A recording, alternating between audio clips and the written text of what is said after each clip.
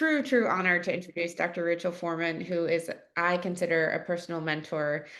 She's a assistant professor of neurology at Yale School of Medicine, and she also specializes in vascular neurology, also as in to me, not to Dr. O'Neill. She sees both patients inpatient and outpatient and has a special focus on stroke prevention and community intervention. Um, Doing post-stroke blood pressure control, like I said, community education, community-wide, but also actually identifying youth and helping educate youth in underserved populations. She's a faculty advisor for Yale's Stamp Out Stroke program, and a PI for the REDUCE trial. She earned her MD from Chicago Medical School and completed residency at Rush, and then did her fellowship at Mass General Hospital with Dr. Form. And I would just like to say that I think I don't know how Dr. Foreman does it all, outreach, research, clinical care, mentorship, but she's truly been a personal inspiration, and I look forward to learning from her for the second half. Wow, thank you for that glowing intro. It's such a pleasure to be here, Dr. Berkman. Thank you for having me. And Dr. O'Neill, that was really tough act to follow, so great work as well. I will go ahead and share my slides. Let's see. Okay, you can see that. Great. And then, okay. So yeah, thank you again for having me. Thanks to SEQUINS, which is such a great organization, and thanks to the Inspire folks for having me on their, I believe, inaugural presentation. So the title of my talk is Aligning Passion with Practice, My Road to Neuroscience Health Equity Research. And I have no disclosures. Okay. Here are my objectives. I want to do a brief overview of health equity work and give a little bit of professional and personal advice, which some of that will be echoing the prior comments and will save us some time. Thank you to Dr. O'Neill. All right, so a little bit about me. As Dr. Berkman mentioned, I did a lot of my training in Chicago at Rush and Chicago Medical School. And I went off to Boston, Mass General for a stroke fellowship. And then I've been a stroke neurologist at Yale since July 2020, so peak COVID. I also am a mom. I have two sons that are under 5 and married with a dog as well. So when you say, doing it all, it takes a village, and it's not just, one person doing everything by themselves. So just always keep that in mind. All right. So what is health equity? And a lot of us kind of see, certain people having these health equity careers and think it's a one size fits all, but there's really so many different ways to have a career in health equity work.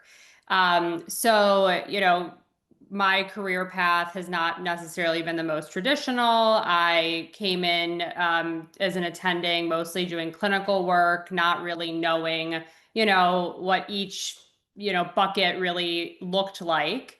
And as I started doing, my outreach that I've always loved, I met different mentors along the way, and now I've shifted more into the research health equity space. But again, this is, not a one size fits all. There are people doing incredible work in the community. It doesn't always have to be academic. So you could go do rural medicine somewhere. You can also infuse academia into that if you want to, publish what you're doing or different projects. It's always good to not work in a silo and share, the work you're doing in certain spaces, especially if other people could be struggling. VA hospitals, going to health fairs and volunteering when you can. Global health, of course, is huge. Being a healthcare advocacy person. So again, it's not always the same career path to do health equity work. It's really just, giving back to your community and helping underserved patients and people. Okay, so I'm going to talk about kind of what I know. Again, if people out there really are interested in working at a VA or going into global health, we at SEQUINS have amazing mentors in that space as well, and just don't hesitate to ask. I'll focus on, my area, which is community engagement, patient partnership, and of course, reach out to me after if you have any specific questions. So for community engagement and partnership, I actually tried to delete these arrows because I don't want it to be thought of as like, working up to something. They're each kind of its own box. But there's really different ways to work with your community. So if you're, someone that just wants to volunteer here and there, that's awesome. That would be kind of this left side of the screen where you're doing volunteerism. You hear about an event, you sign up to speak in an event, and that's great. You go a couple times a year. That can be community engagement. If you want to move more into the community partnership box, that's going to require, just like the term partner means, is that you work together with an entity, whether that's a high school, a church, a community-based organization, a CBO. And whatever way you can get introduced, or if you already have an existing relationship, I guarantee you that someone at your institution is working with the community, even if it might not be in the neurology department. You can reach out to the medical school, you can reach out to the nursing or public health school. There's always someone out there, and you just have to find them and kind of work with them and see if they can introduce you to people. And having that partnership is really nice because it's a sustainability piece to, work with someone long term and, really make a big difference in the community potentially. And we'll talk about some examples for each of these in the next few slides. The last bucket, and again, there's probably more buckets as well that you can do, is community-based participatory research. And that is where you are really partnering with the community from the earliest stages of your research. You're treating them as equal partners. You come up with what are their needs of their community. You work together to come up with an intervention and, work as a team. Essentially, you can have a community advisory board, a patient advisory board, and there's some really excellent examples of people that have done that type of work out there. All right, so for that first bucket of volunteering, this is what we've been up to at Yale. So we have our Stamp Out Stroke group, which has been in existence for, I want to say, almost 20 years. And, for historically, it's been run by stroke coordinators. And a lot of times in different institutions, the stroke coordinators are running these types of endeavors. It's usually one or two people, working super hard, going out on the weekends, and it's not always sustainable or robust to do it that way. So what we did at Yale is we put together a really large team where we have a board of medical students, nursing students, residents, and stroke fellows, attendings. And we have a big listserv, and there's probably 60, 70 people on the listserv. And when we have an event come up, we have a couple events a month that we schedule. We send out a thing to our listserv, and we get a couple volunteers. And, it's really nice because we have a neuropsychology person, for instance. Like, everyone brings really unique backgrounds and what they know about medicine and the community, and people are from the community. So that always helps build trust.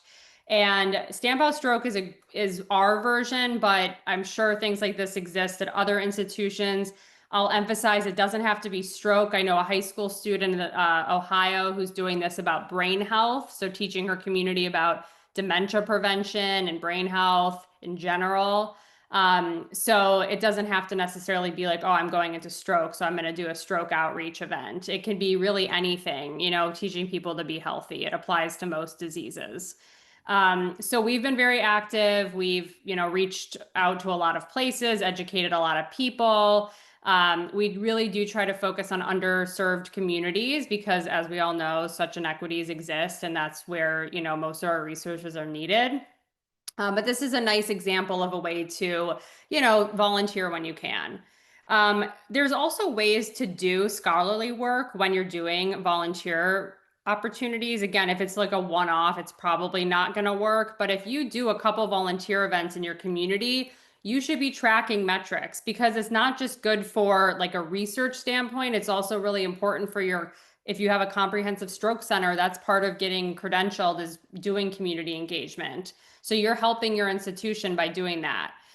So this is just a brief example of, we work a lot with high school kids. This was the very first summer we worked with them. So we got 13 high school kids. We worked with them for a week, and we showed that their average test scores went up from 38% to 73%. This work was presented by our nurse navigator, Renisha, who's on the far left, who's like the heart of this project at the International Stroke Conference Nursing Symposium. Claire, one of our recent neurology residency grads, wrote this up along with some other of the data into a publication. So again, just always be thinking, if you do want to take that next step of getting the work recognized, on how can I, write this up.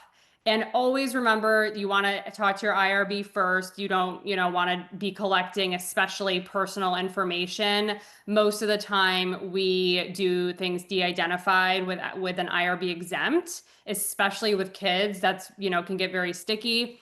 And for instance, like these were just the race and ethnicity breakdown of the program. We didn't actually collect those specifics for the cohort we worked with, just because it would have added a whole other layer of getting permission slips. And that can also, be a turnoff for some, for different people signing stuff for their kids.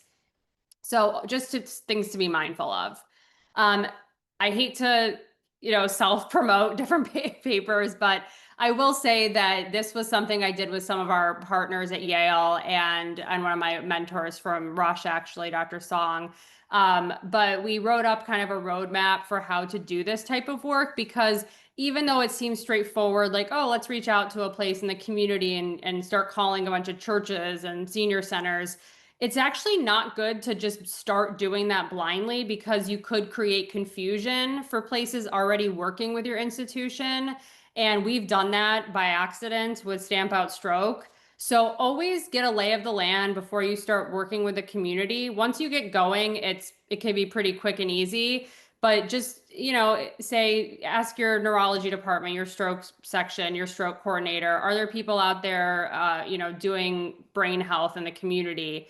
If not, find out from the institution as a whole, like who's going out into the community and if you can piggyback off of that.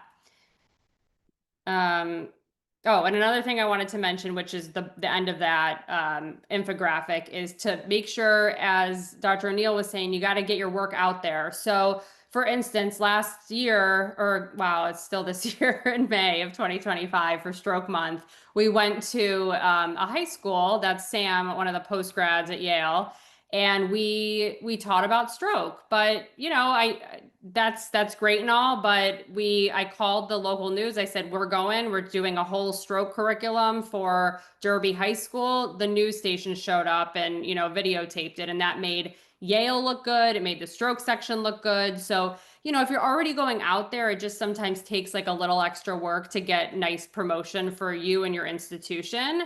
Same thing, when our article got published for the Stroke Busters curriculum, we submitted it to the medical school. They wrote up an article on us, and we do things like this all the time, because it can sometimes be hard to get traction with this type of work. Not everyone is familiar with this type of work, especially in the research space.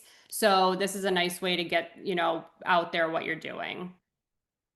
And I'll give a last shout out to Jasmine. She's a now PGY2 neurology resident who's one of my mentees at Yale. And she is, she's someone that said she wanted to do media, to teach people about stroke and being healthy. So she partnered up with the American Heart Association in Connecticut, and she's been sort of interning with them in a way to blog and do things like that. So these are just some ideas that if you're interested in branching out, that there's lots of opportunities. How am I on time? I think, okay. So now I'm going to move kind of into that middle bucket of starting to partner up with the community. And this is an example of how we just did that in the last year at Yale. So we were lucky enough to get some funding from the AAN. I'd highly encourage you to look at these grants as well.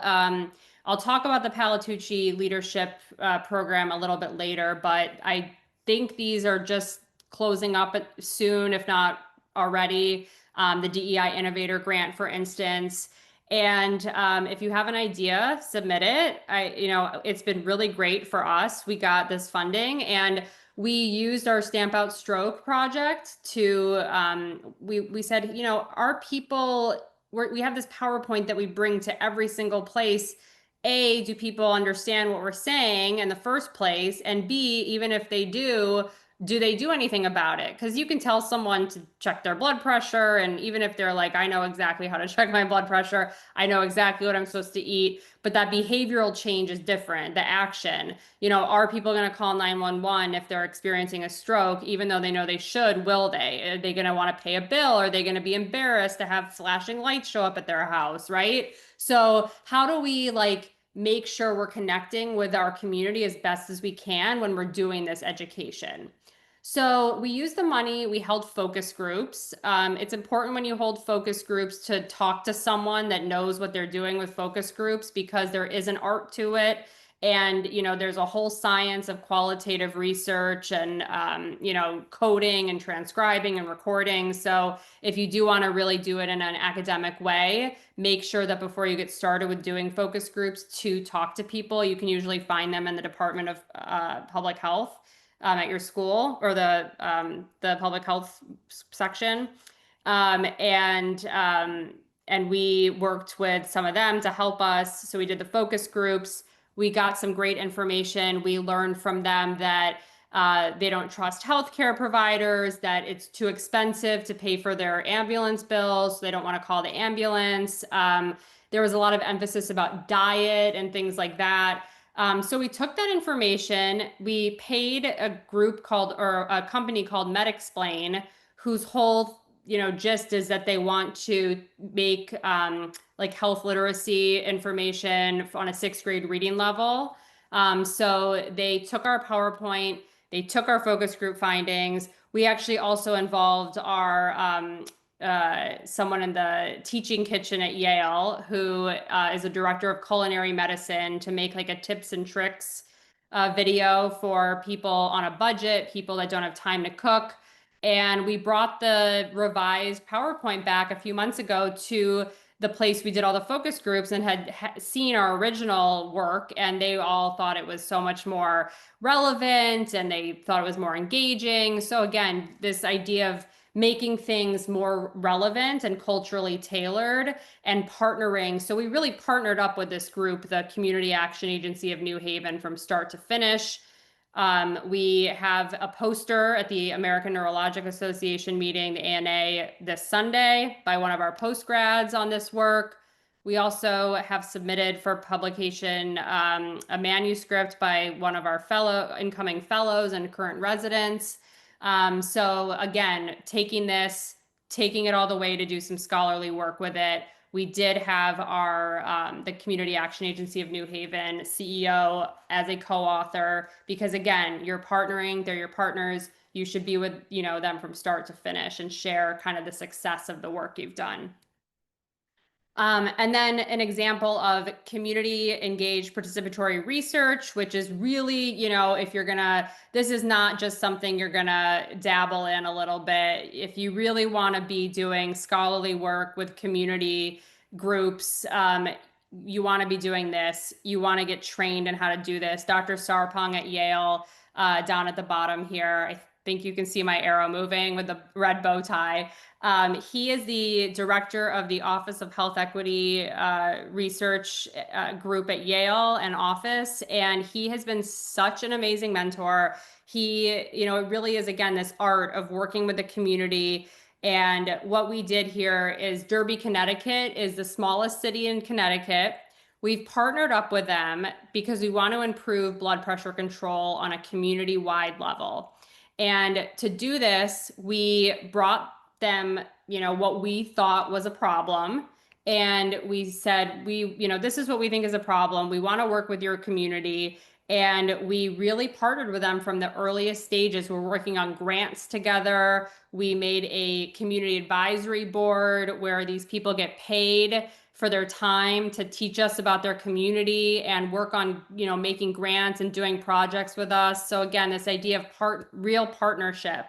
And I won't have time in this little snippet to go into all the details of community-based research, but it's, really rewarding to do when you're doing it really in its true form, as Dr. Sarbong has taught me and the others. And it's very rewarding to work with them. All right, I'm going too slow. So, and that's probably because I'm very jet lagged. So sorry for if I'm talking slowly. So the next topic is going to be engaging with patients and their families. So I sometimes lump this all together, the community patients are our community, vice versa.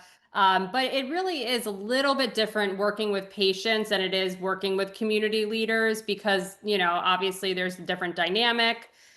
So we have a stroke patient and family advisory council, very similar type of work with the focus groups and the qualitative analysis, doing things as partners, as I just talked about on the previous slides. But who is better to know what, research needs that stroke survivors need than stroke survivors themselves, right? And, we are as a community not doing so great with secondary stroke prevention, especially when it comes to blood pressure. There's a lot of issues at play there. And this was really something I started to understand from their perspective. What are the barriers they go through? What are the facilitators of success, and working together on that. Here's a couple of my patients in action. So Nitsa here, she was a couple times. This was actually her last week on the right at the StrokeNet symposium we had in Connecticut. She came with me on a radio show. I brought Mike with me. He's a hemorrhagic stroke survivor. So is Christina, to the news, to American Heart fundraiser. And it's so important if you're doing like media or going on, different speaking engagements to bring patient partners because they are so powerful as speakers. And immediately you're going to get engagement from your audience because it's storytelling. I mean, no one wants to listen to you spew facts at them for, you're going to zone out so quickly, as opposed to someone getting up there who is, engaging. And I'm telling you, I heard nothing but compliments from every time I have brought stroke survivors with me. And I would definitely encourage you to think about doing the same if you're invited to, have different speaking engagements. Lastly, I'm going to talk about advocacy. So again, you don't have to be doing the other stuff. You could just like really focus your career on health advocacy. That is something I love doing. It's really fun to do it and to meet people. But it's also very powerful now more than ever, right? To share our voices. So here's some opportunities to get involved with advocacy. I knew nothing about how to talk to people, talk on the TV, before I did all this, and they really train you. So Neurology on the Hill or Off the Hill with the American Academy of Neurology. They also have a new group called PONS. There's Headache on the Hill. There's probably other ones that I don't know about. American Heart has their Hill Days. The Palatucci Leadership Program, I can't speak highly enough about. Please look into that. If you can do it at any stage of your career. They will teach you how to advocate, how to go on TV. This was Angel, who's a member of SEQUINS on the top. I was one of his mentors last summer. And he was getting his media training. And there we were on the bottom with the Connecticut group at our senator's office in DC. We meet with them, we meet with their staffers, and just a way to show appreciation if they're supporting, bills that are good for our patients. And if they're not, you learn how to best communicate with them in a way that they hear you and are engaged by you. Again, this idea of patient stories being so powerful and being able to make your elevator pitch. So like, how do you get what you want to say out in an elevator ride as opposed to just rambling on like I probably am right now? So it's really important to get these things down and get the training if you want to go into advocacy. And that can definitely be an entire health equity career in and of itself. I'm not going to go over, a lot of this is thanks to Dr. O'Neill was already discussed, but maybe I'll just share a couple little tidbits from my standpoint. So I don't know if we have any residents or fellows on the call, but my advice would just be to learn as much clinical neurology as you can during those years because you won't get that back, and just try to soak it all in. You're going to have your whole career to do other activities. The mentorship piece, agree with Dr. O'Neill. It's so important to have good mentors. If you don't know where to ask or where to find one, people are so happy to help. You can reach out to us in SEQUINS and let us know what you're looking for. And we have such a, broad, diverse group of health equity researchers and people that have made this their career and know people from all over the world and the country. On a personal note, I think it's really good to have different types of mentors. So, I'll give a shout out to Amy Guzik, who's my mentor, mentors a lot of other young stroke and other neurologists. And she is always thinking of us, how, here's a grant opportunity, here's a call out for people looking for someone on a committee. And having someone like that for you is so important because you're not going to always learn about those opportunities on your own. So having someone like that is wonderful. Having research mentors, let's say you're doing something really niche with your research. I actually found my research mentor by reading her paper in JAMA and emailing her. And she was kind enough to, take a meeting with me. And now I meet with her all the time. She's my mentor. And, you never know, just taking a step like that, people are really happy to help 99% of the time.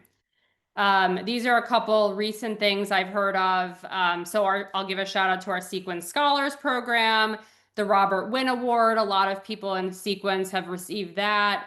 There's a lot of opportunities with AAN. And then Dr. Orjuela, who's another one who's like Dr. Guzik, who sends a lot of these opportunities my way and other people's way. This was interesting. I think the deadline just passed, but it's something from the Academy Health where you can learn about advocacy work. Have your own priority hierarchy because you're going to get, especially as you get further into your career, you're going to get like 10, I'm sure Dr. Abiagale at this point gets like 100 a day, but you're going to get so many emails every day. Like, I need this by this date. Can you help me with this? Can you volunteer for this? And it can be super overwhelming. So have your own hierarchy. I add everything to a to-do list. I have like a big table with probably 20 rows and I write down all my due dates of things. And it's a way so that like when you get inundated with all those requests, you're not like, it's not just going into your head, it's going just onto a piece of paper and it keeps you organized. Um, I'll steal this analogy that Dr. Elkin mentioned during a podcast we did together, that it's easy to look at people's careers and, think that they just got from A to B successfully and smoothly. And how am I ever going to get to that? Like, there's no way.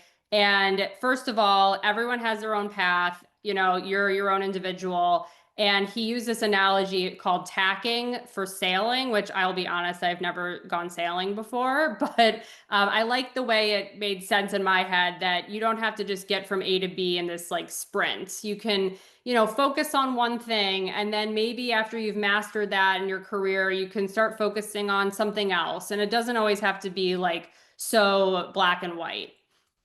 So I like that analogy. Networking, as Dr. O'Neill said, is so essential. Just go out there. I always tell all my mentees, when you go to a conference, make a connection that you didn't come in with, have coffee, have dinner with someone that you didn't know before. It really pays off in the long run. If you read a good article, I do this all the time. If I read an article that excites me, I email the authors. And again, they mostly respond. And I've started working with people that way. So even if you're kind of an introvert, just force yourself to do it. It really pays off to, go out of your way and talk to people. Oh, and then if you're giving a talk and you want, you have people that you admire, you should invite them so that they can hear what you're doing and potentially connect with you as well. On a last note, just as I, tell everyone, you got to put your own face mask on before you help others. It's so important to spend good time with your family, to really carve that time out for yourself, take care of your health, just like we tell our patients. You gotta just find the time and do it. And totally happy to take questions. If you want to email me, feel free. I love talking to people, as you can probably see. And again, thank